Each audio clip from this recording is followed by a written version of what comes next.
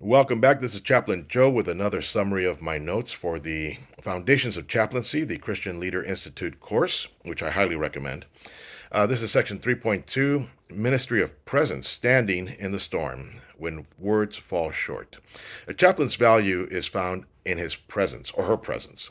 This is the ministry of presence. This is the incarnation act of being there, not to fix, not to preach, but to embody the reality that God is near.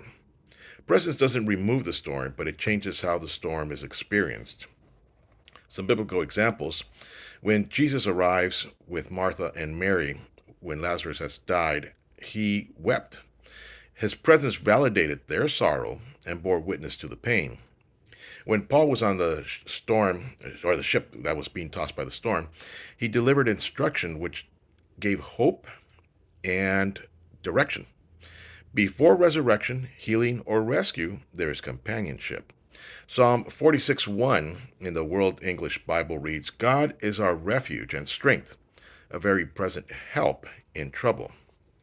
Officiating chaplains become the echo of God's nearness. Why presence works. A chaplain's presence signals God sees you, God is here, and you are not forgotten. People look for cues of safety or threat. When a chaplain enters a room grounded in prayer, he becomes a stabilizing force. Presence draws attention to God's unseen work. A sacramental in function, the chaplain does not force answers, they make room for grace to breathe. They honor the holiness of the moment by showing up with reverence, patience, and love. Some examples. A chaplain was called to an emergency room to help a grieving mother whose child had just been shot. The mother was wailing for 45 minutes. The chaplain just sat next to her. Later, she told the nurse, his silence helped me breathe again. This wasn't a moment for theology, it was about presence. Another example where a female chaplain arrives at she's a workplace chaplain, and she arrives when the manufacturing management decides that they're going to have unexpected layoffs. Shock and sorrow spread, and the chaplain didn't offer explanations. Again, just about presence. Someone said her presence didn't solve the crisis, but it gave dignity to everyone walking through it. A final example, Fire Survivor Silence is what it's titled.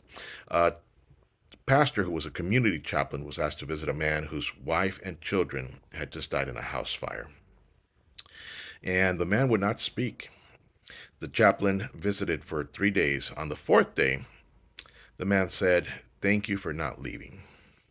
Simple act opened the door for healing.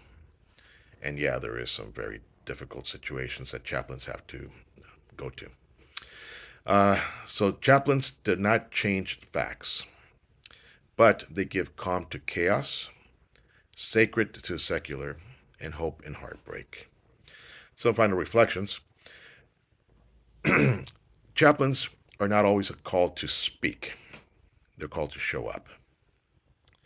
Remember, you're the hands and the feet of Christ in a world that often runs away from pain. When you walk into a crisis, breathe slowly, pray quietly, speak sparingly, and stay long enough. You may not be remembered for what you said, but you'll be remembered for when you stayed. Thank you, and please like, subscribe, and may this help you, and may you find healing through your higher power, Jesus Christ.